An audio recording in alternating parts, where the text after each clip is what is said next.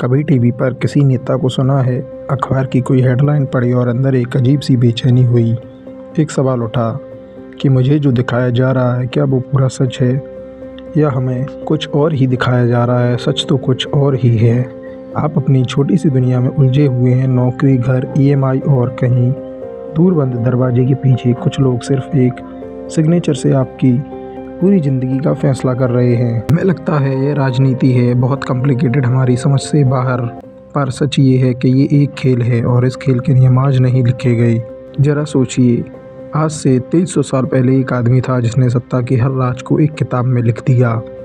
उसने बताया कि कैसे छल और षड्यंत्र राज करने के लिए ज़रूरी बन जाते हैं। आपकी और मेरी भावनाओं का इस्तेमाल एक हथियार की तरह किया जाता है और उस इंसान की बातें आज राजनीति का एक एक सीक्रेट खोल कर रख देती हैं। एक ऐसा सच जिसे जानने के बाद आप कभी किसी नेता को या किसी हेडलाइन को पहले की तरह नहीं देख पाएंगे।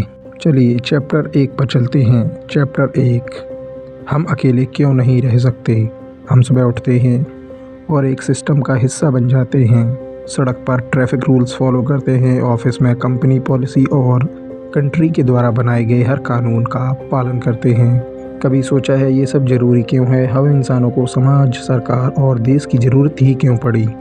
ये सवाल शायद आपको अजीब लगे क्योंकि हम इसके इतने आदी हो चुके हैं कि हम कभी इस पर सोचते ही नहीं।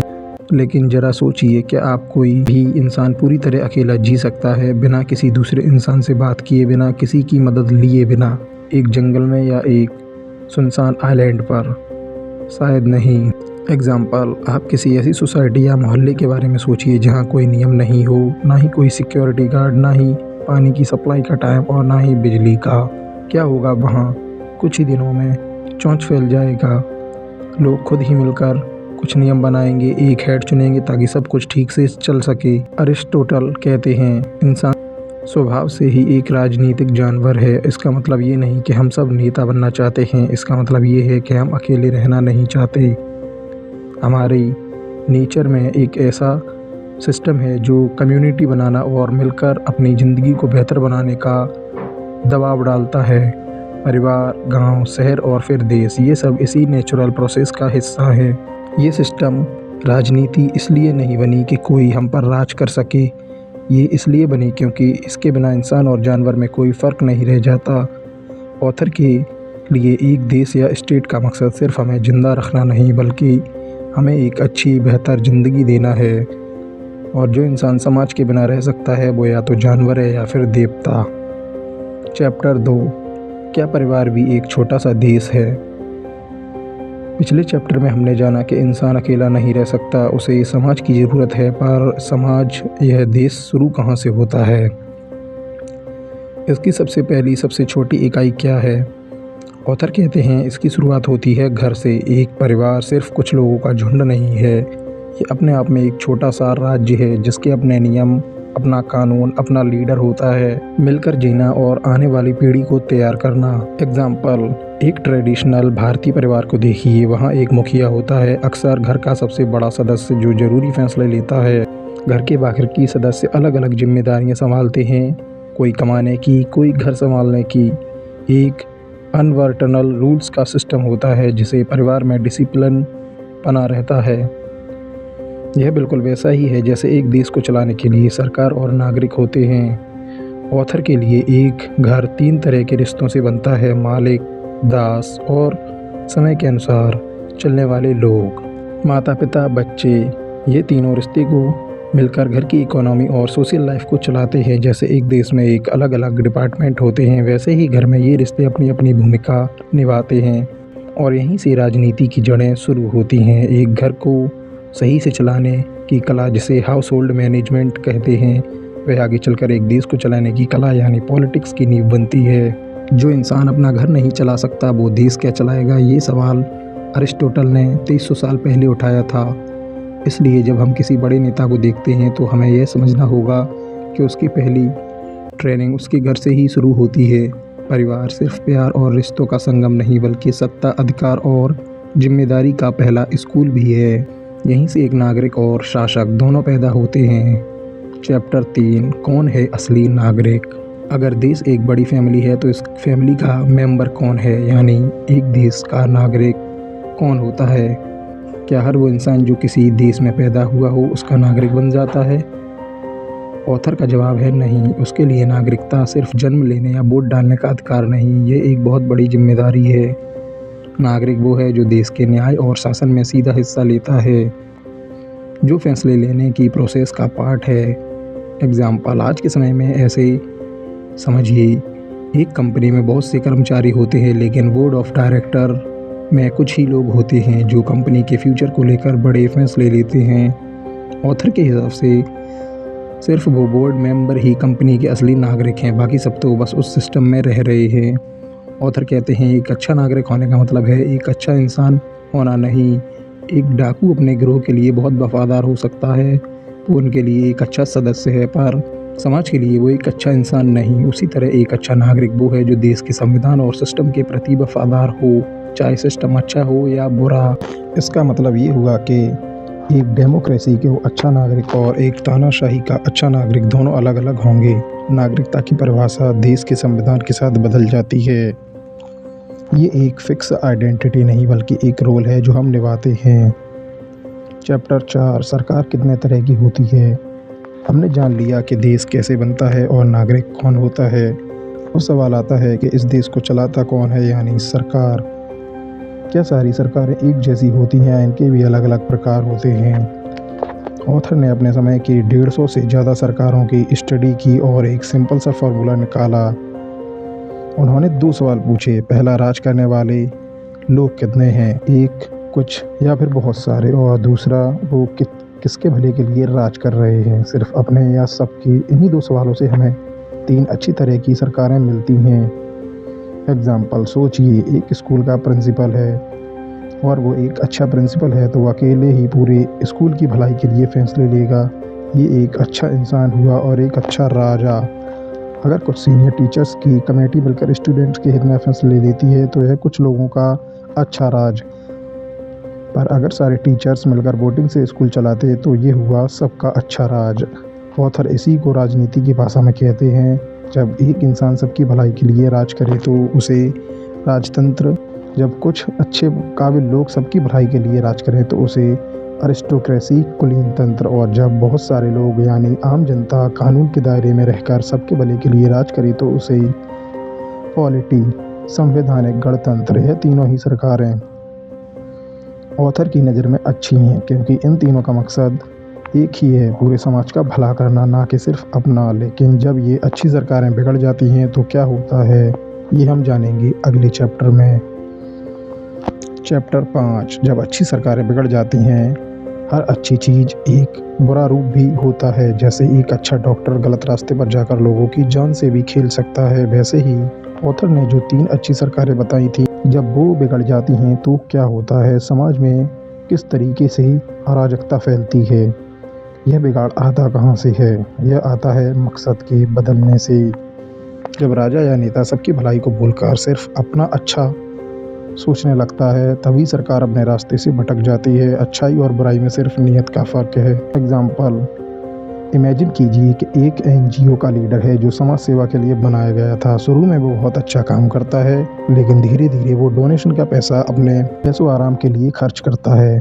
अब संस्था वही है, लीडर भी वही है, लेकिन उसका मकसद बदल गया है और अब वो गलत रास्ते पर आ गया। ऑथर कहते हैं जब मोनार्की, राजतंत्र बिगड़ जाता है और राजा सिर्फ अपनी तिजोरी भरने लगता है तो वो तानाशाह बन जाता है। जब कुलीन तंत्र बिगड़ जाता है और कुछ लोग अमीर सिर्फ अपने वर्ग का फ़ायदा देखते हैं तो वो बुड़तंत्र बन जाता है। और जब पॉलिटी बिगड़ जाता है तो गरीब भीड़ बिना कानून की परवाह किए सिर्फ अमीरों के खिलाफ फैसले लेने लगती है और वो डेमोक्रेसी भीड़ तंत्र बन जाता है। ध्यान दीजिए, ऑथर ने डेमोक्रेसी को एक बिगड़ा हुआ रूप माना था।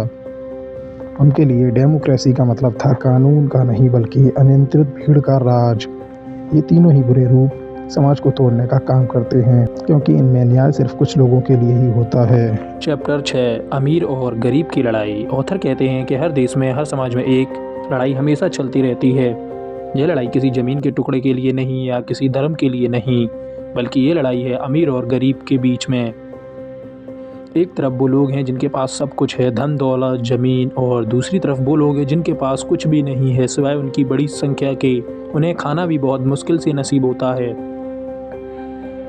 एक को लगता है कि पैसे की वजह से राज करने का हक उसका है और दूसरे को लगता है कि संख्या में ज़्यादा होने की वजह से हक उसका है। एग्जाम्पल, किसी भी देश के चुनाव को देख लीजिए, अक्सर दो तरह की पार्टियां होती हैं। एक पार्टी बिजनेस डेवलपमेंट और अमीरों पर टैक्स कम करने की बात करती है और उसे अमीरों का समर्थन मिल जाता है।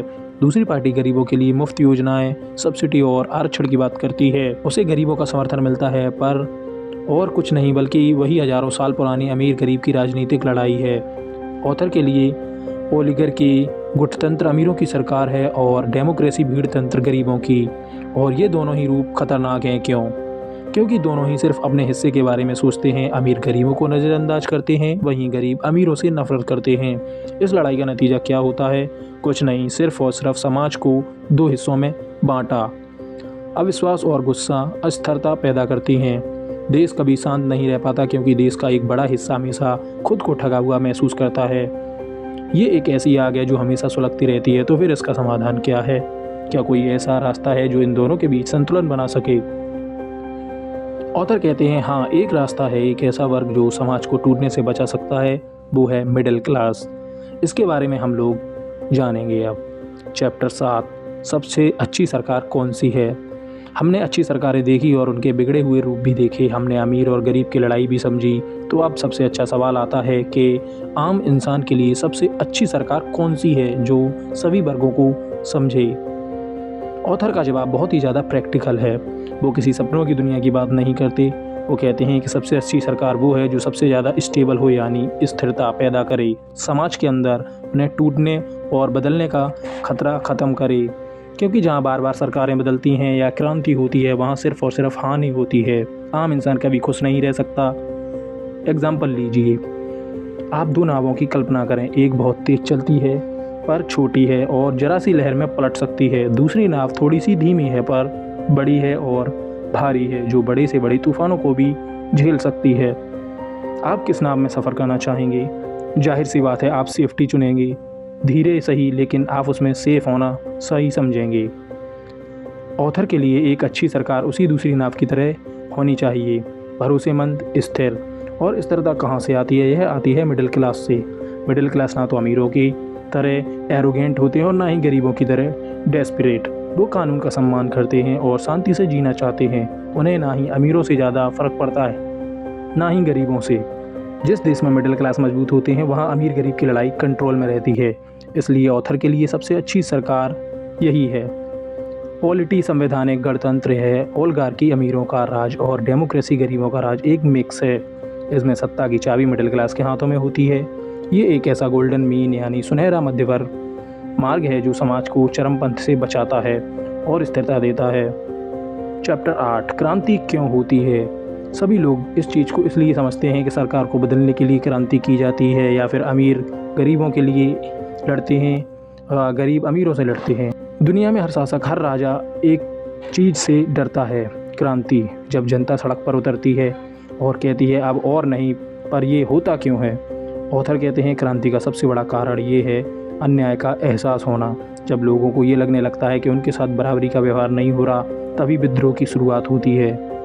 एग्जाम्पल, एक ऑफिस में दो कर्मचारी हैं, दोनों बराबर काम करते हैं, लेकिन बॉस एक को बार बार प्रमोशन देता है और दूसरे को सिर्फ नज़रअंदाज करता है। शुरू में दूसरा कर्मचारी चुप रहेगा, लेकिन उसके अंदर गुस्सा भरना शुरू होगा और धीरे धीरे वो एक दिन इतना बढ़ जाएगा कि उसकी आवाज़ बाहर जरूर आएगी, और ऐसे ही गुस्सा पूरे देश में फैलता है तो वो क्रांति बन जाता है। क्रांति की वजह अक्सर छोटी होती हैं, जैसे किसी का घमंड या छोटा सा पक्षपात, और वो सालों बाद दबे हुए गुस्से को एक चिंगारी देती है। क्रांति का मूल कारण एक ही है, बराबरी की इच्छा। जिसे दबाया जाता है तो वो ज्वालामुखी बनकर फटती है। चैप्टर 9, एक तानाशाह अपना राज कैसे बचाए?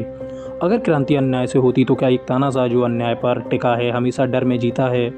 अरस्तु कहते हैं कि एक तानाशाह के पास अपना राज बचाने के दो रास्ते हैं, एक क्रूरता और दूसरा ढोंग का। पहला रास्ता डर फैलाता है, लोगों के अंदर डर पैदा करता है, अपने विरोधियों को ख़त्म कर दो।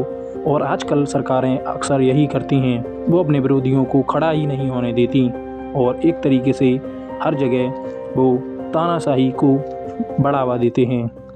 और दूसरा, लोगों को आपस में लड़ा दो ताकि वो कभी एक ना हो सकें। यह सबसे आसान और सबसे आम रास्ता है। एग्जाम्पल लीजिए, एक चालाक तानाशाह कभी अपने देश के बुद्धिमान और काबिल लोगों को आगे नहीं बढ़ने देगा, क्योंकि उसे पता है कि यही लोग उसके खिलाफ जनता को जागरूक कर सकते हैं। वो हमेशा चापलूसों को ही अपने पास रखेगा। पर ऑथर कहते हैं कि सिर्फ डर से रात ज़्यादा दिन नहीं चलता। इसलिए चतुर तानाशाह एक अच्छा राजा होने का नाटक करता है। वो जनता के सामने खुद को धार्मिक दिखाएगा, टैक्स का पैसा, देश का पैसा, ऐसी बातों को रखेगा और उन्हें विकास पर खर्च करने की बातें करेगा, ताकि लोगों को लगे कि ये उनकी बहुत परवाह करता है, उनके हक में बात करता है। पर वो अपनी असली क्रूरता हमेशा पर्दे के पीछे रखेगा, लेकिन जनता के सामने एक नायक की इमेज बनाए रखेगा। इस तरह वो लोगों के दिल पर तो नहीं, पर उनका भरोसा जरूर जीत लेता है और सत्ता में बना रहता है। चैप्टर 10, क्या शिक्षा हमें नागरिक बनाती है और एक अच्छा नागरिक बना सकती है? अब तक हमने सरकार, क्रांति और सत्ता के खेल की बात की, पर अरस्तु कहते हैं इन सब चीज़ों से भी ज़्यादा ज़रूरी एक चीज़ है जो किसी भी देश के भविष्य को तय करती है कि वो देश तरक्की करेगा या फिर गड्ढे में जाएगा। कि सरकार कैसी है यह तब तक मायने नहीं रखता जब तक आप देश के नागरिक उस सरकार के उसूलों को मानते नहीं। और यह मनवाने का काम तलवार से नहीं बल्कि बचपन से दी जाने वाली शिक्षा से होता है। शिक्षा का असली मकसद है एक अच्छा नागरिक बनाना। बच्चों को बचपन से ही देश और संविधान की वैल्यूज़ के बारे में सिखाया जाना, ताकि बड़े होकर उस सिस्टम का सम्मान करें और उसे खुशी खुशी अपनाएं। अगर आपका देश डेमोक्रेटिक है तो बच्चों को आज़ादी का मतलब सिखाना होगा, और अगर तानाशाही है तो आज्ञा मानना सिखाना होगा। बिना सही शिक्षा के कोई भी संविधान सिर्फ एक कागज़ का टुकड़ा है और इससे ज़्यादा कुछ नहीं। इसीलिए आजकल शिक्षा पर ज़्यादा जोर देना चाहिए और बच्चों को ज़्यादा से ज़्यादा पढ़ने के लिए भेजना चाहिए।